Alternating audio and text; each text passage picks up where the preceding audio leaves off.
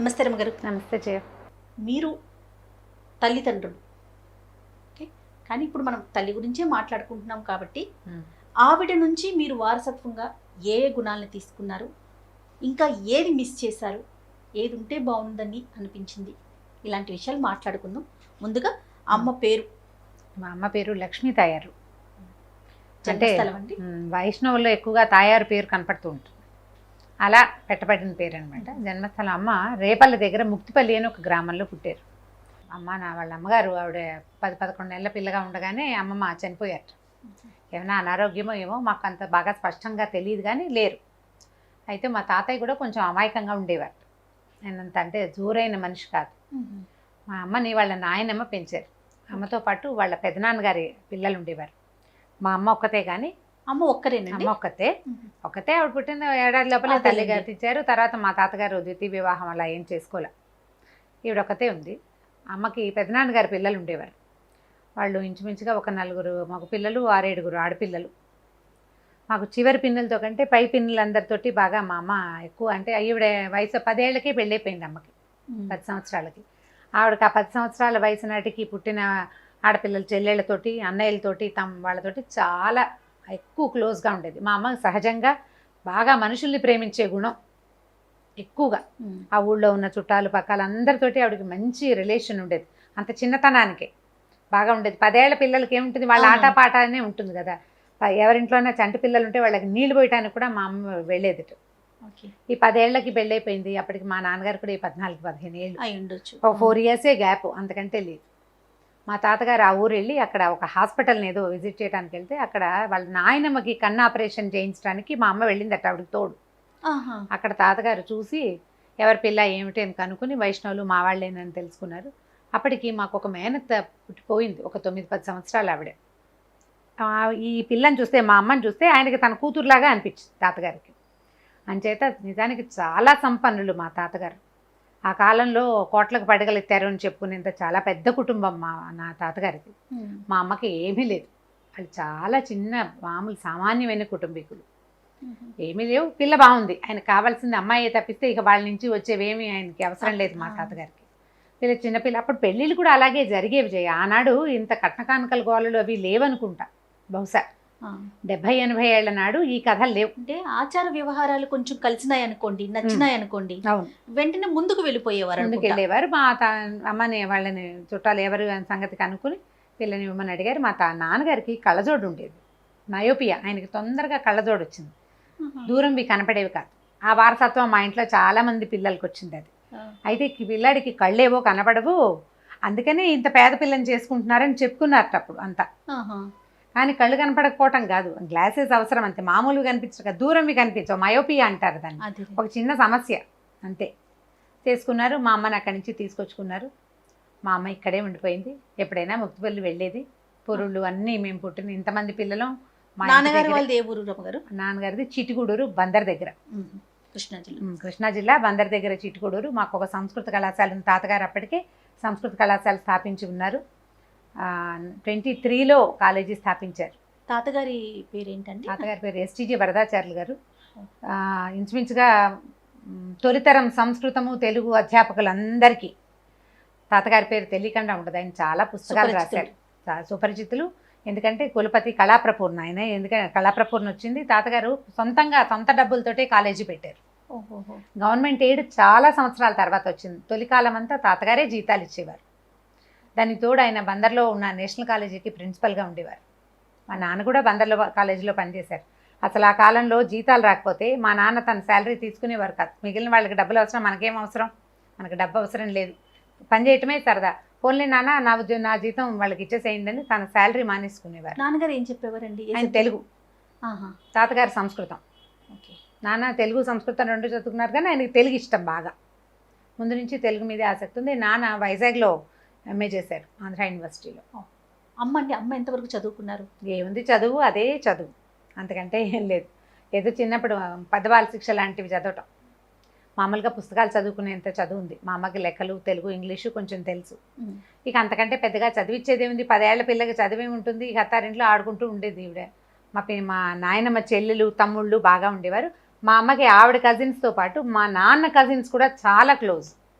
నాన్నగారికి మేనమామలు ఉండేవారు, ఇప్పుడు కూడా ఉన్నారు. నేను ఒక కథ చెప్పాను లచ్చతాత కథని. అవునండి. ఆ లచ్చతాత మా నాన్నగారికి మేనమామే. వాళ్ళంతా కూడా వాళ్ళ పిల్లలు అందరూ కూడా మా అమ్మకి సొంతతో బుట్టోలాగానే ఉండేవారు. వాళ్ళు బాగా ఓన్ చేసుకున్నారు మా అమ్మని. ఆవిడ స్వభావము అలాంటిది, కొంత బుద్ధిమంతురాలు, మంచి స్వభావం అవటము, ప్రేమగా ఆపేక్షగా ఉండటము. ఇలా ఒక సంపన్నుల ఇంట్లో పడితే ఆడపిల్లలకి రావాల్సిన నడమంత్రం ఏది మా అమ్మకి రాల.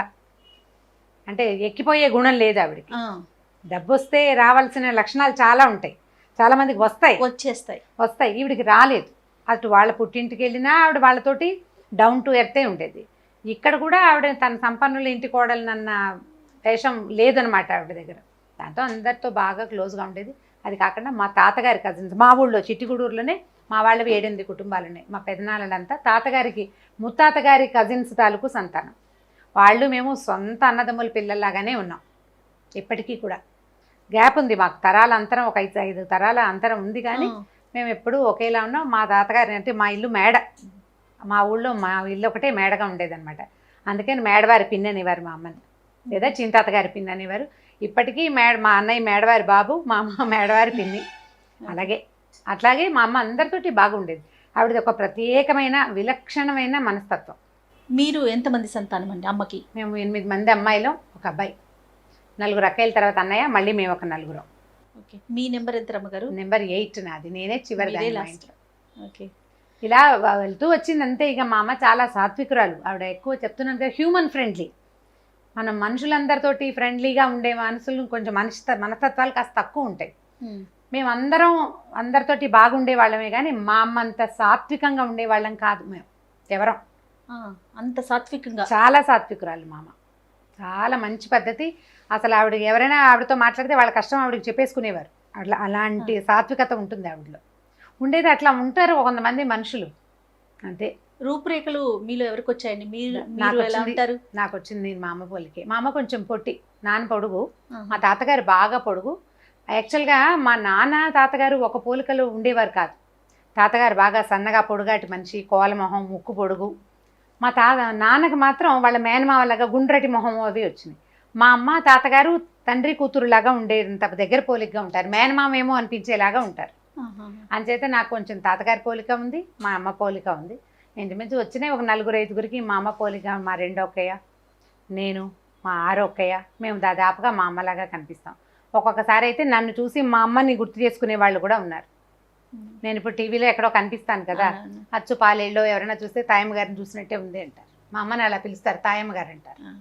ఊళ్ళల్లో పద్ధతులు అలా ఉంటాయి కదా. మా అమ్మ అంటే నేను చూసిన ప్రపంచంలో బెస్ట్ హ్యూమన్ బీయింగ్ అమ్మ.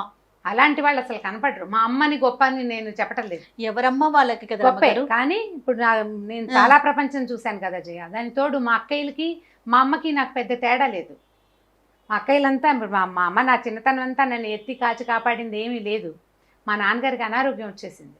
ఆయన కైకలూరులోను, హైదరాబాద్లోను, బెజవాడలోను వైద్యాలకు తిరిగేవారు. మా అమ్మ ఆయనతో పాటు వెళ్ళిపోతూ ఉండేది. మా పెద్దక్కయ్యలే చూసేవాళ్ళు నన్ను. మా విజయక్కయ్య, మా 3వ అక్కయ్య, మా జయక్క 4వ అక్కయ్య, ఇద్దరు నా చిన్నతనం అంతా వాళ్ళు నన్ను చూడడమే నాకు తెలుసు, వాళ్ళు చూడడమే.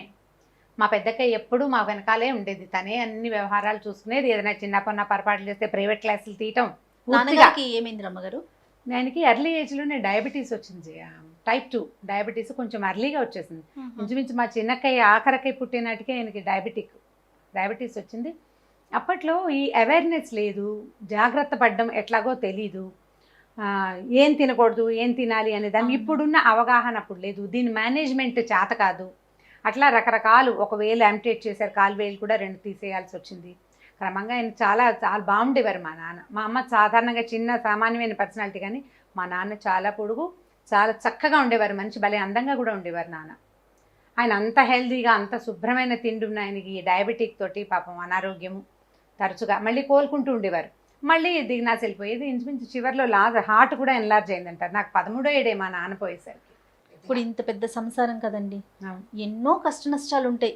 ఆర్థికపరమైన ఇబ్బందులు లేకపోతే ఇంకొక రకంగా ఆడపిల్లలు ఎక్కువ ఆర్థిక ఇబ్బందులు లేవు. ఆడపిల్లలు ఉన్నా కూడా ఆడపిల్లల సమస్యలు ఉండే పరిస్థితులు కావు కదా అప్పటివి. అమ్మాయిల పెళ్లిళ్ళకి వాటికి మాకు సమస్యలు లేదు, ఆర్థికమైన ఇబ్బందులు ఏం లేవు. సంబంధాలు ఆటోమేటిక్గా వస్తే పిల్లలందరూ చూపుకు బాగానే ఉండేవాళ్ళు. ఇంచుమించు నాలాంటి ముఖ కవళికలే అందరివి. ఇలాగే ఫేర్నెస్ అంతా ఇంత మాత్రమే ఉన్నవాళ్లే అందరూ. వాటికి పెద్ద ఇబ్బందులు ఏం లేవు జయ. అనారోగ్యం చాలా పెద్ద ఇబ్బంది. మా నాన్నగారి జబ్బే చాలా పెద్ద అమ్మకి problem. బాగా ఇబ్బంది పట్టింది. ఇబ్బందే. ఆవిడ ఆయన వెనకాల తిరుగుతుండేది. నన్ను మా పెద్దక్కయ్య చూసుకునేది, మా చిన్నక్కయ్యలు, మా రెండో అక్కయ్య, మా పెద్ద మొదటి ముగ్గురు అక్కయ్యలు పూర్తిగా వాళ్ళు మా ముగ్గురికి, మా ఉన్న వాళ్ళందరికీ ముగ్గురు అమ్మవార్ల కిందే లెక్క. వాళ్ళే చూశారు మా పెళ్ళిళ్ళు కానీ పురుళ్ళు కానీ. తర్వాత డెలివరీల తర్వాత మా నాన్నగారు లేరు కదా, మా చివరి ముగ్గురు పెళ్ళిళ్ళకి మా నాన్న లేరు. ఐదో అక్కయ్య పెళ్ళైన తర్వాత ఒక 4-5 సంవత్సరాలకి ఇంచుమించుగా 82లో ఇంకా పెద్ద ప్యాథటిక్ కండిషన్ ఏంటంటే మాది తాతగారి పైన 40 రోజులకే మా నాన్న పోయారు. మొత్తం కుటుంబం అంతా ఇంకా అసలు ఎలా అయిపోయిందంటే తాతగారు పోవటమే మాకు, ఆయన చాలా పెద్దవారు, 92 వచ్చినాయి. మామూలుగానే ఏం పెద్ద అనారోగ్యంతో ఏం కాదు. పాప మా నాన్న ఆయన తలకొరి కూడా పెట్టలేకపోయారు తాతగారికి. ఈయన ఒంట్లో బాగుండకపోవటం, స్నానం అది చేయకూడదు, కాలికి కట్టుంది, మా పెద్దబాబు చేశారు. అదే ఆయనకి దిగులుగా ఉండేది పాపం బహుశా మా నాన్నగారికి. మనం చేయగలిగేది ఏం లేదు కదా, ఇంకా అట్లా జరిగిపోతుంది. తర్వాత మా నాయనమ్మ ఇంకో 3 ఏళ్ళు ఉన్నారు. ఆ 3 ఏళ్ళు కూడా మా అమ్మాయి మా నాయనమ్మని బాగా చూసుకునేవారు. అమ్మకి నాయనమ్మకి భలే బాగుండేది, వాళ్ళ బాండ్ చాలా బాగుండేది. అత్తగారితో బాగుండేది. మా అమ్మ మా నాయనమ్మ చాలా ఆపేక్షగా ఉండేవారు మా అమ్మతో. అసలు ఏమిటో వాళ్ళిద్దరూ అత్తాకోడళ్ళు లాంటివి మాకు అసలు తెలీదు. అత్తాకోడళ్ళు ఇంట్లో ఉంటే అత్తగారిని మా తల్లులు విసుకోవటం అసలు మేము చూడలేదు, మాకు అర్థం కూడా కాదనమాట, అసలు తెలీదు మాకు. ఈవిడ అత్తగారు మా అమ్మ కోడలు అన్న ఫీలింగ్ నా చిన్నతనంలో నేను చూడలేదు. మా పెద్దక్కయ్యలకి తెలిసేమో మరి, నేను ఎప్పుడూ చూడలేదు, అసలు అది లేనే లేదు. మా అమ్మ అదే బాండ్ తన కోడలతో మెయింటైన్ చేయగలిగింది సేమ్. మా అమ్మగారు పోయిన రోజున మాకంటే మా వదిన ఎక్కువ ఏడ్చింది. అసలు ఆవిడ ఇంట్లోకి రాలా, ఎంత గోలో, ఈవిడ అత్తగారు లేకుండా నేను ఇంట్లో ఎలా ఉంటాను అంటుంది. మేమంతా ఏమనుకున్నామంటే ఎవరి ఉద్దేశాలు వాళ్ళకు ఉంటాయి కదా. మా అమ్మ ఎప్పుడు అనాయాసైన మరణం వినాదన్యన జీవనం అనేవారు.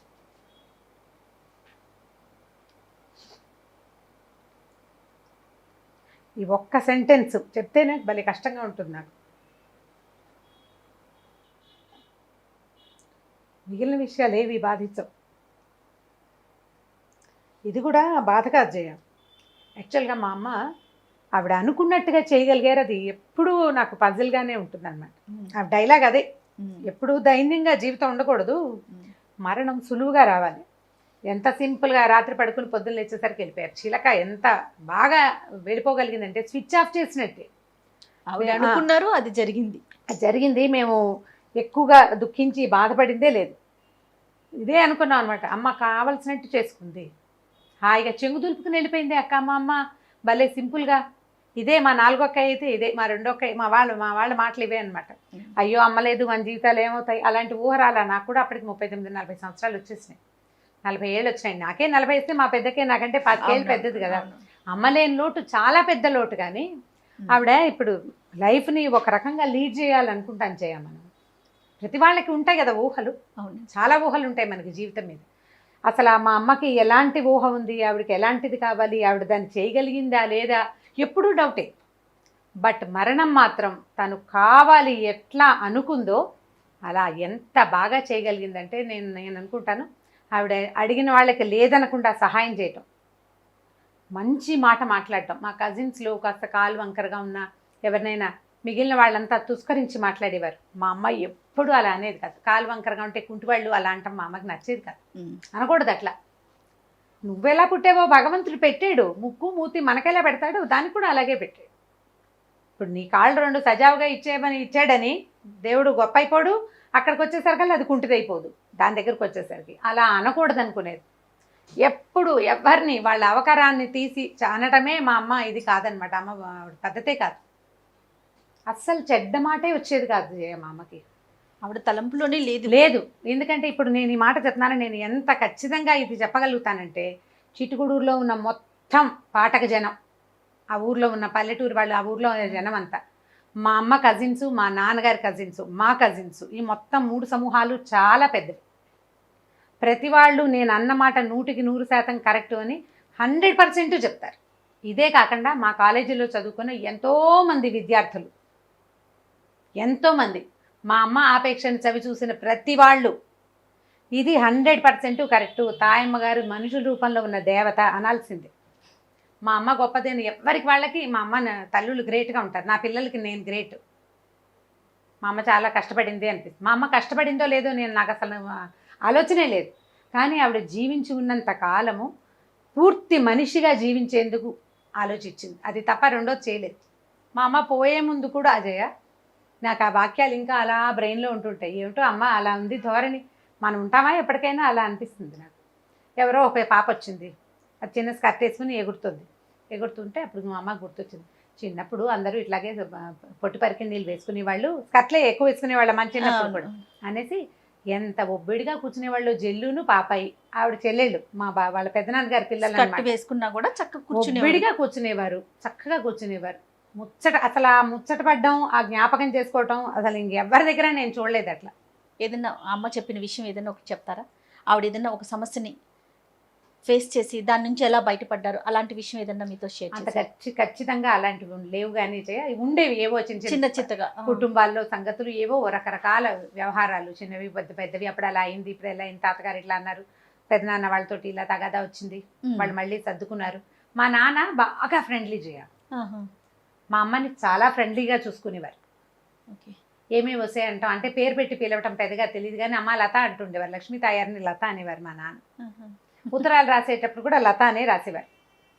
మా అమ్మకు ఉత్తరం రాసేవారు, రాసినప్పుడు లత అని రాసేవారు. మా అమ్మ కూడా అలాగే రాసేవారు. బాగా ఇష్టంగా ఉండేవారు, వాళ్ళిద్దరూ ఫ్రెండ్లీగా ఉండేవారు, ఎక్కువ మాట్లాడుకునేవారు. మా నాన్నతోటి ఆవిడకి ఏం పెద్ద సమస్యలు ఉన్నాయి, అవి ఉన్నా కూడా ఆవిడ హ్యాండిల్ చేసుకుంటూ ఉండేది ఎప్పటికప్పుడు. అంతే, డెలివరీలు వరుసగా పిల్లలు, మేము చాలామంది ఉన్నాం కదా, ఇంచుమించు 40 ఏళ్ళ దాకా కంటూనే ఉంది మా అమ్మ. 39కో 40కో పుట్టాను నేను ఆవిడికి. మరి ఆ ఏజ్ దాకా కాన్పులతోటి సరిపోతుంది కదా. తర్వాత ఓ 10-12 సంవత్సరాలు ఏమో బాగున్నారు, ఖాళీగా ఉంది. మధ్యలో హిస్టెక్టమీ లాంటివి చేయించారు. ఇక అంతే, ఇక అట్లా జీవితం సాగుతుంది. ఇవేంటంటే పాతకాలపు జీవన విధానానికి ఇప్పటికీ చాలా తేడా ఉంది జయ. పల్లెటూళ్ళలో విపరీతమైన పనులు, వీళ్ళకి ఖాళీ సమయాలు అవి చాలా తక్కువ. మాకు గొడ్లు ఉండేవి బాగా, గొడ్ల పని అది మా అమ్మ చేయాల్సిన అవసరం మొదట్లో లేదు. నా చిన్నతనం మా నాన్న పోయే నాటికి మా వాకిట్లోకే తెస్తే మా అమ్మ కూడా పాలు తీసేవారు.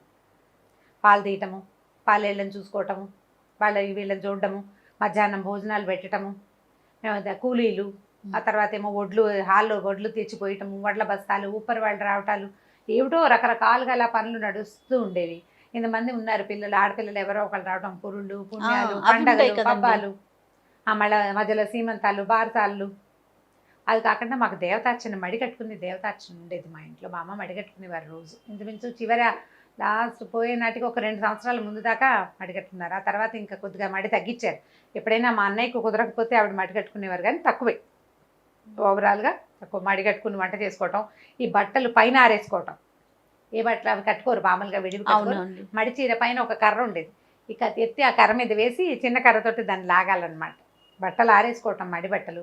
ఇన్ని రకాల వ్యవహారాల్లో తాపీదనం ఇప్పుడులాగా ఖాళీగా పోట్లాడుకునేందుకు దానికి మాట్లాడే తీరిక లేదు, పోట్లాడే తీరిక లేదు.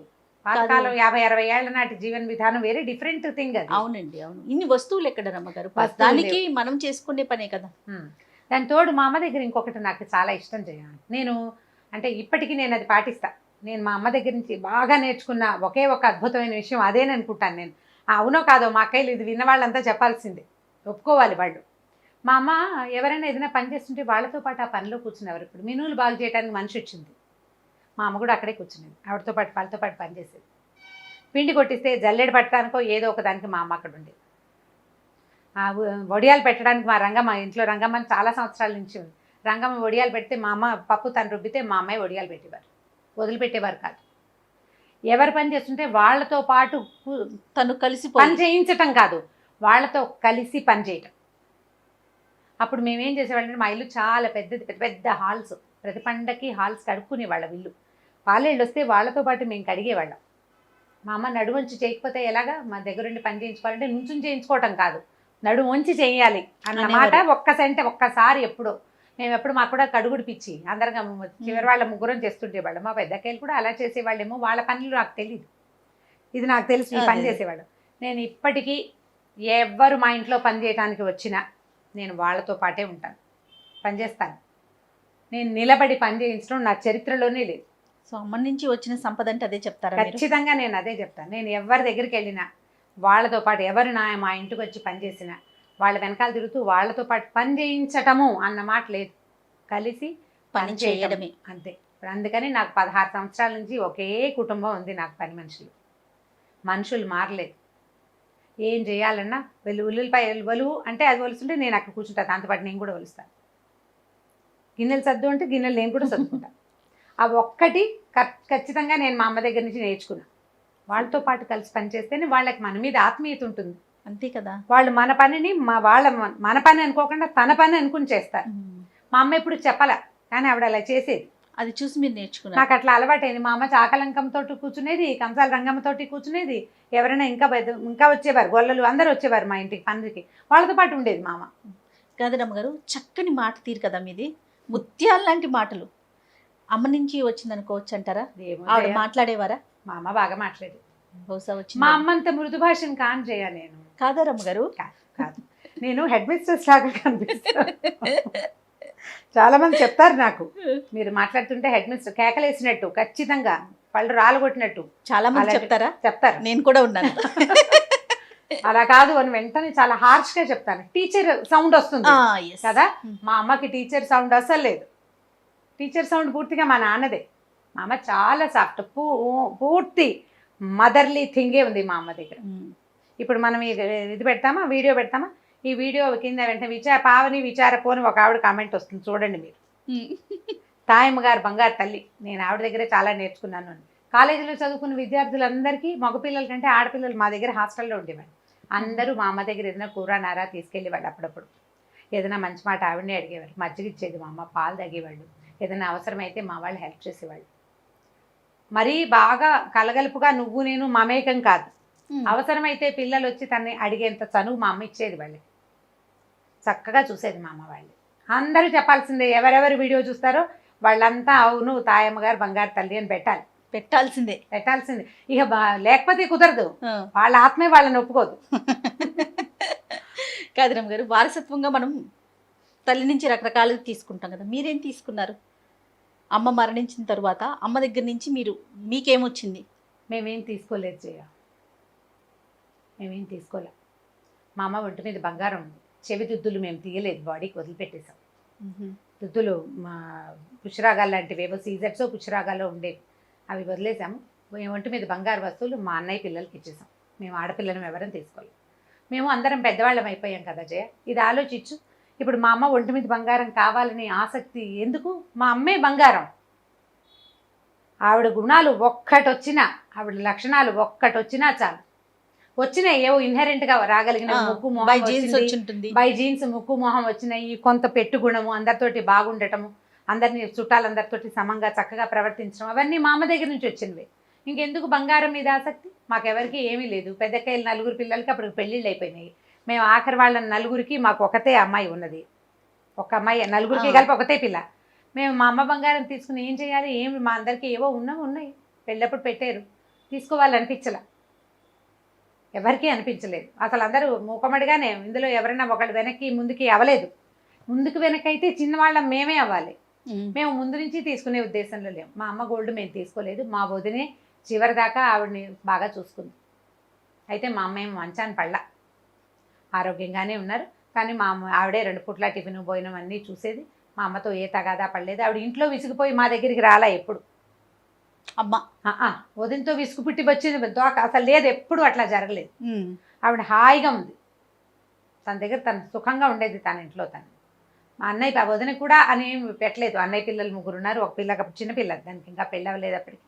అందుకని పిల్లలకి ఇచ్చుకుంటాము అని చెప్పి బంగారం మా దగ్గర ఉన్న మేము ఎవరం అవైల్ చేయలే, దాన్ని వారసత్వంగా తీసుకోలే. ఓకే, పిల్లల్ని ఇలా చూసుకోవాలి అలా చూసుకోవాలి అని ఏమన్నా కలలు కనేవారు అమ్మగారు? మీకు సంబంధించి మీరు ఎలా ఉండాలని అమ్మ కోరుకునేవారు? మా అమ్మకి నీట్నెస్, పొద్దున్నే స్నానం చేయటం, అదొకటి, చదువుకోవటం, పిల్లల్ని మురిగ్గా లేకుండా చక్కగా నీట్గా పిల్లల్ని ఉంచటము, ఎక్కువ కొట్టకూడదు, పిల్లల్ని కేకలేయకూడదు. అసలు మా ఆఖరక్కయ్య మా బావగారు అయితే ఊరు పంపించేవారు. అహ్మదాబాద్ నుంచి వచ్చేది మా అక్కయ్య. వచ్చేటప్పుడు అత్తగారికి మురిగ్గా బట్టలు, పాత బట్టలు ఉంటే ఇష్టం ఉండదని కొత్త బట్టలు కొని పంపించేవారు. ఆయనకి అలా అనిపించేది అనమాట. మా అమ్మకి అట్లా పిల్లలు చక్కగా పువ్వులాగా మంచి చక్కటి బట్టలు వేసుకుని అలా ఉండాలి, పిల్లలు మురిగ్గా ఉండకూడదు, చక్కగా తొందరగా స్నానాలు చేసి పెందరాళ్ళే స్నానం చేయటము, చకచకా పనులు చేయటము. మా అమ్మకి అది చాలా ఆవిడకి ఇష్టమైన విషయం అదే. మీరందరూ పిల్లలంతా కూడా అలా ఉండాలని కోరుకునేవారు? ఎవరింటికి ఇప్పుడు మా బిల్డింగ్ మా దగ్గర ఉన్నారు కొన్ని రోజులు, ఆ పక్కంటి ఆవిడ చక్కగా పొడిపొడిలాడుతూ బాగుంటాయి, ఏంటి ఎప్పుడు ఇలాగే ఉంటావు నువ్వు, చూడు అమ్మ ఎంత చక్కగా ఉందో, పొడిపొడిలాడుతూ చక్కగా ఉండేది, ఎంతో బాగుంది, అలా ఉండాలని కోరుకునేది ఆవిడ. బాగా తను చెప్పదలుచుకుంది అదొకటే మ్యాటర్. అంతే కాదు రమ్మగారు, ఇంత చక్కని పేరు వచ్చింది మీకు. నాకు తెలిసి సోషల్ మీడియాలో రమారావి అన్న పేరు తెలియని వ్యక్తి ఉన్నారంటే నిజంగా సందేహం లేదు. భగవంతుడు ఇచ్చిన వరం కదా. మీకు ఎప్పుడైనా అనిపించింది అమ్ముంటే బాగుండేది అంటే? మీ పేరుని, ఇప్పుడు మన పేరుని మన తల్లిదండ్రులు ఎంతో సంతోషిస్తారు కదా, ఆ ఆ భావన మీకు ఎప్పుడు అంటే? అడగటానికి నాకు మాట కూడా రావట్లేదు చూడండి. అలాంటి భావన అమ్ముంటే బాగుండేది అనిపిస్తుంది. మా పెద్దక్కయ్య అంటుంది అమ్ముంటే చాలా సంతోషించేది. అంటే నేను అంత పెద్దగా బాగా చదువుకోలేదు చెయ్య, నేను చిన్నప్పుడు మంచి మార్కులు అయినా తెలివి ఉంది, కానీ నా తెలివి అటు ఇటు స్కాటర్డ్గా పోయింది. అంత బుద్ధిమంతురాలైన పిల్లని కాను నేను చిన్నప్పుడు. బాగా గట్టిగా చదువుకోవటము అలా చేయలే. సంగీతం అవి నేర్చుకోవడానికి వెళ్ళేదాన్ని, కానీ నాకు సరిగమల సంగీతం ఆసక్తి లేక లలిత సంగీతం నేర్చుకునేదాన్ని. అంతే, అలాంటిదే తప్పిస్తే ఇది బాగా కుదురైన చక్కగా పైకి వచ్చే ధోరణి నా తత్వంలో లేదు. అలాంటి నేను అగ్లీ డక్లింగ్ మా ఇంట్లో. అలాంటి దానికి ఇలాంటి ఒక పేరు రావటం మా అమ్మ ఉంటే చాలా సంతోషించేది. నేను మా అమ్మ లేదని, మా పెద్ద బావ లేరని రెండు విషయాల్లోనూ కొంచెం హర్టింగ్గానే ఉంటుంది నాకు, అలాగే అనిపిస్తుంది. మా పెద్ద బావ కూడా చాలా ఆసక్తి ఆయనకి, పుట్టి టీవీలోకి వెళ్ళిపోవాలి అనేవారు. నేను ఎక్కడైనా ప్రోగ్రాంలు బందర్లో పాడుతూ ఉండేవాళ్ళం, ప్రోగ్రామ్స్లో పాడినప్పుడు అక్కయ్య పుట్టిన టీవీలోకి పంపించాలి అనేవారు. మా బావ మా అమ్మని అక్కయ్య అనేవారు.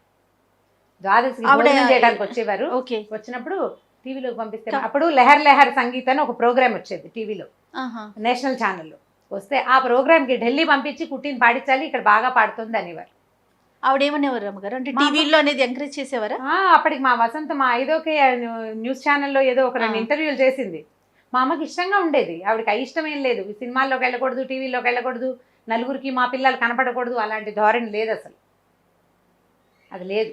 టీవీలోకి ఎందుకు వెళ్ళావు అని మా వసంతని మా అమ్మాయి అనలా. కొంత 2-3 ప్రోగ్రాంలు ఎక్కువ చేయలేకపోయింది. తను టీవీ ప్రోగ్రామ్స్ చేసిన టైంలోనే మా బావగారి ట్రాన్స్ఫర్ అయింది. సో ఇది ఒక చిన్న పిల్లలతోటి మా అక్క ఇక్కడ ఉంది, ఇక్కడి నుంచి తను డ్రైవ్ చేయటము వెళ్ళటము అది చాలా కష్టమని ఆ ప్రోగ్రామ్స్ కాలేజీ 2 హ్యాండిల్ చేయలేక మానేసింది. కానీ మా అమ్మ చక్కగా వసంత టీవీలో కనిపిస్తుంటే ఎంతో బాగుండేదని అనుకునేది పాపం. అందరు చూస్తారు కదా. అవును కదా. వరదాచార్యులు గారు మనవరాలని చెప్పుకుంటారని మా అమ్మకి చాలా గొప్పగానే ఉండేది. ఇక కుదరలేదు. ఆ తర్వాత నేను ఇప్పుడు అమ్మ పోయే నాటికి అసలు ఇలాంటి ఒక వాసన కూడా లేదు నా జీవితంలో. ఒక 4 ఏళ్లే కదా అయింది ఇది మొదలై. అవునండి, అవును. కానీ అప్పటికి నేను కొంచెం పెద్దదాన్నయ్యి నేను మా అత్తవారింటిని బాగా హ్యాండిల్ చేయటం, మా మరుదుల్ని చాలా బాగా చూసుకోవటం, వాటి వల్ల మా అమ్మకి నా మీద చాలా నమ్మకం ఉండేది.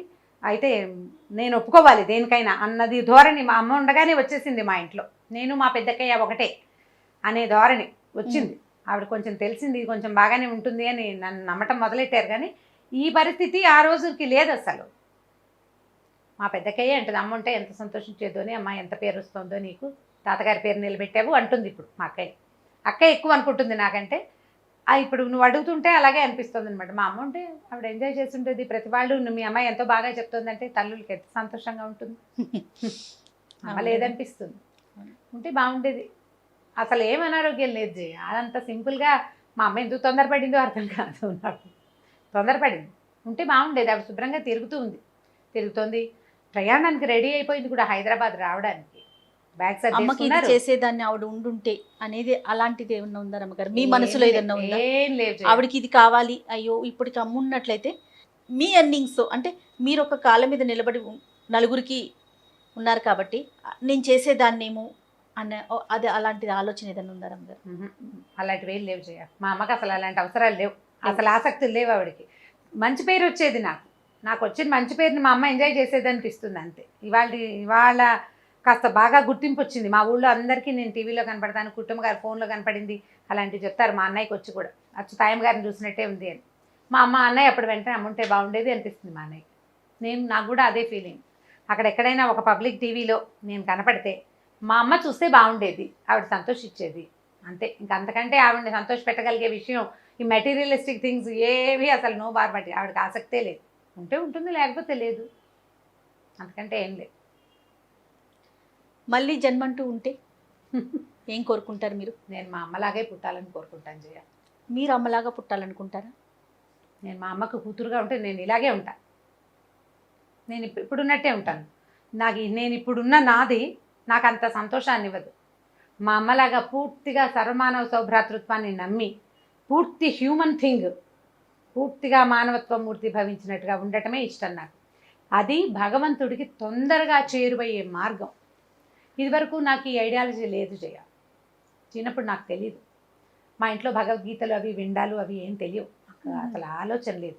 మా తాతగారికి విద్యార్థులు చదువు చెప్పడం, ఎవరికైనా చదువు చెప్పడం, ఎవరైనా జీవితంలో పైకి వచ్చేందుకు సహాయం చేయటం, విద్యార్థులకి బాగా చదువు చెప్పడం, ఎక్కడా కొరత లేకుండా ఉండటం, వాళ్ళకు ఉద్యోగ అవకాశాలు ఉంటే తప్పనిసరిగా ఉద్యోగ అవకాశాలు ఇప్పించటం, అవి ఆయన ఆసక్తి. మా అమ్మకి అది చాలా ఇష్టం. ఎవరికైనా ఏదైనా చేయటం అంటే వాళ్ళు, మా నాన్న కూడా అలాంటి వారి. మా అమ్మ నాన్న ఆ ఒక విషయంలో, ఇతరులకు సహాయం చేసే విషయంలో వాళ్ళు ఎంత అంటే పార్వతీ పరమేశ్వర్లు, అర్ధనారీశ్వర స్వరూపమే. సహాయం చేయటం అంటే దూకుతారనమాట ఇద్దరు. నాకు అలా పూర్తిగా ఉండాలని ఉంది. అలా ఉండాలి అంటే నేను ఇంకో జన్మ ఎత్తాల్సిందే. అది భగవంతుడికి చేరువ చేసే మార్గం. మా నాన్న అనారోగ్యం బాధపడుతూ ఎర్లీగా 50స్లోనే కాలం చేశారు, కానీ ఎక్కడో పుట్టుంటారు. కానీ ఆయన చేసిన సహాయాలన్నీ ఆయన్ని ఒక మంచి దశలో పుట్టుంచి ఉండొచ్చు. మా అమ్మ మళ్ళీ పుట్టదు. మా అమ్మ మళ్ళీ పుట్టే మనిషి కాదు. ఆవిడకి మోక్షం వచ్చేసింది.